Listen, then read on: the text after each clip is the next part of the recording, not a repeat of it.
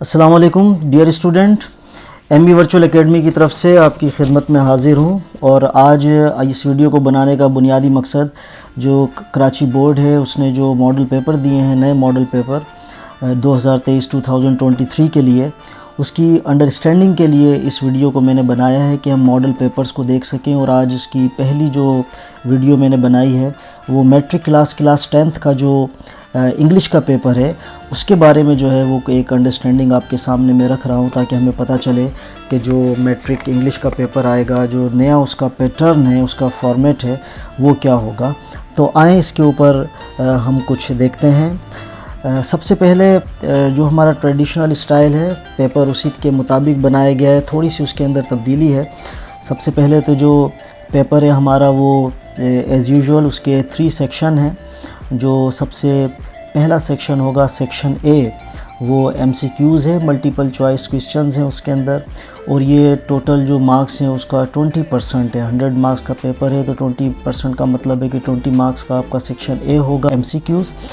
उसके बाद section B है शॉर्ट आंसर क्वेश्चन, और ये टोटल मार्क्स का 40% है, मींस 40 मार्क्स होंगे इसके। और उसके बाद सेक्शन सी है जो डिस्क्रिप्टिव आंसर क्वेश्चन है, वो भी टोटल मार्क्स का 40% है, यानी 40 मार्क्स का ही जो है सेक्शन सी भी होगा।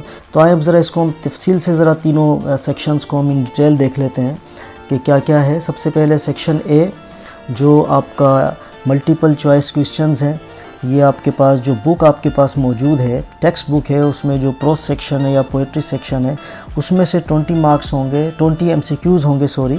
और हर MCQ जो है उसका 1 मार्क होगा, तो 20 मार्क का जो है वो आपका सेक्शन ए होगा, जिसको आप मल्टीपल चॉइस क्वेश्चंस भी कहते हैं। बहुत आसान ये एक सेक्शन होता है अगर थोड़ा सा स्टडी किया जाए तो। उसके बाद फिर सेक्शन बी है शॉर्ट आंसर क्वेश्चन, और सेक्शन बी के अंदर जो है वो अगर आप देखें तो हमारे पास जो टोटल क्वेश्चन इसके अंदर हैं उसमें से पहला जो सवाल है क्वेश्चन नंबर 2 है। क्वेश्चन नंबर 2 में आपको 10 मार्क्स का ये क्वेश्चन नंबर 2 है, और इसमें आपको 7 क्वेश्चंस गिवन होंगे आपकी बुक में से, 7 क्वेश्चंस प्रोज और पोइट्री दोनों में से मिला के। और उन 7 क्वेश्चन में से आपको 5 के आंसर देने होंगे, और हर आंसर जो है वो उससे आप 2 मार्क्स हासिल कर सकते हैं। तो 10 मार्क्स का आपके पास क्वेश्चन नंबर 2 होगा। तो याद रखिए क्वेश्चन नंबर 2 में आपसे सवालात पूछे जा रहे हैं और उन सवालात के जवाबात जो है वो आपको देने होंगे। इसके बाद क्वेश्चन नंबर 3 है डू एज डायरेक्टेड, कंपैरेटिवली एक ज़्यादा नंबर वाला ये पोर्शन है आपके पास। इसमें आपके पास 20 मार्क्स आप इसमें ले सकते हैं, और उसके डिफरेंट उन्होंने पोर्शन बना दिए हैं। जो क्वेश्चन नंबर 3 का पहला पार्ट है वो प्रीपोजिशन से मुतालिक है। 2 सेंटेंसेस आपको गिवन होंगे और वहाँ पर आपसे पूछा जाएगा कि इसमें प्रीपोजिशन जो है वो आपने इंसर्ट करने हैं। इसके बाद आर्टिकल है, आर्टिकल भी इसी तरह डेफिनेट या इनडेफिनेट जो भी आर्टिकल आपके पास आपको इसमें फिल करना होगा। इसके भी आपके पास 2 सेंटेंसेस आपको गिवन होंगे। और फिर इसके बाद जो इसका थर्ड पोर्शन है वो चेंज वॉइस से मुतालिक है। एक्टिव वॉइस होगा तो पैसिव वॉइस में चेंज करना है, और पैसिव वॉइस को आपने एक्टिव वॉइस में चेंज करना होगा। मैं कोशिश करूंगा कि इसके बाद एक और वीडियो आपको बना दूं और उसके अंदर तफसील के साथ इसका सलूशन भी आपको बताऊं, और उसके साथ साथ मज़ीद इंपॉर्टेंट भी इसके अंदर हम शामिल कर लें, कम्प्रीहेंसिव वीडियो हमारी बन जाए।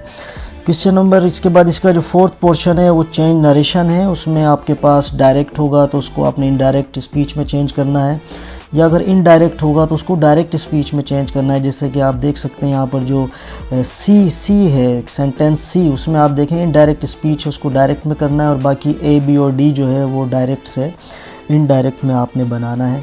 इसके बाद ये 4 होंगे नरेशन के। इसके बाद पाँचवा इसका 5th पोर्शन है, 5th पार्ट है क्वेश्चन नंबर 3 का, और उसके अंदर आपको जो सजेशन दी हुई है उसके मुताबिक आपने सेंटेंसेस को चेंज करना होगा। इसमें 6 सेंटेंसेस गिवन होंगे, और जो आपके पास डायरेक्शन होगी सेंटेंस के बाद उसको आपने बनाना है। जैसे आप यहाँ पर देख सकते हैं सामने बी जो आपके पास सेंटेंस है उसमें लिखा है चेंज इनटू फ्यूचर कंटिन्यूस, यानी प्रेजेंट कंटिन्यूस को फ्यूचर कंटिन्यूस में लेकर जाना है। अगर आप सी देखें तो आपको पास्ट परफेक्ट कंटिन्यूस में चेंज करना है, और जो सेंटेंस गिवन है वो प्रेजेंट परफेक्ट कंटिन्यूस का है। इसी तरह डी में अगर आप देख लें तो इंटरोगेटिव बनाना है, प्रेजेंट इंडेफिनेट का इंटरोगेटिव बनाना है, और ई के अंदर अगर आप देख लें तो यहाँ पर आपको नेगेटिव बनाना है, और इसी तरह जो एफ सेंटेंस है उसके अंदर जो है वो आपको पंक्चुएट करना है। पंक्चुएशन का भी एक सेंटेंस इन्होंने इसमें दिया है। इसके बाद अगर आप 6 की तरफ आएँ तो वहाँ पर आपको 6 पार्ट में जो क्वेश्चन नंबर 3 का है उसमें आपके पास 3 मार्क्स इसके ज़रिए से आप ले सकते हैं। इसमें आपको प्रीफिक्स देना होगा, सफिक्स देना होगा और इसी तरह होमोफोन। 3 चीज़ें इसके अंदर इन्होंने दी हैं, सफिक्स है, प्रीफिक्स है और होमोफोन है।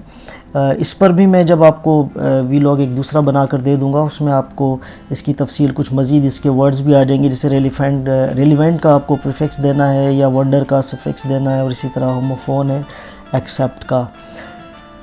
क्वेश्चन नंबर 3 के बाद फिर क्वेश्चन नंबर 4 है, और क्वेश्चन नंबर 4 में छोटा सा एक सवाल है 5 मार्क्स का, और इसमें आपको 5 सेंटेंसेस गिवन होंगे, और ये सवाल है पार्ट्स ऑफ स्पीच का, यानी जो नीचे आपके पास 5 सेंटेंसेस हैं, इन 5 सेंटेंसेस में हर सेंटेंस में कोई एक वर्ड होगा जिसके नीचे जिसको अंडरलाइन किया जाएगा। जैसे फर्स्ट सेंटेंस में आप देख रहे हैं बिफोर को अंडरलाइन किया है, या सेकंड को जो है वो आप देख सकते हैं ट्वाइस को अंडरलाइन किया गया है, और ये जो थर्ड है इसमें जो आपके पास माइल्डली है इसको आपने अंडरलाइन किया हुआ है। तो जो अंडरलाइन वर्ड्स हैं उसका आपको बताना होगा कि पार्ट्स ऑफ स्पीच के किस पोर्शन से ताल्लुक़ हैं, नाउन है, प्रोनाउन है, एडवर्ब है, क्या है। जैसे बिफोर को आप देख सकते हैं, बिफोर कंजक्शन भी है, बिफोर प्रीपोजिशन भी है, एडवर्ब भी है। तो यहाँ पर बिफोर किसके तौर पर आ रहा है, तो जो इसका जो मैं व्लॉग बनाऊँगा, वीडियो बनाऊँगा जिसमें आपको इसकी डिटेल बताऊँगा, तो वहाँ पर हम इसका सलूशन भी आपके सामने रखेंगे, क्योंकि आज इससे व्लॉग का मकसद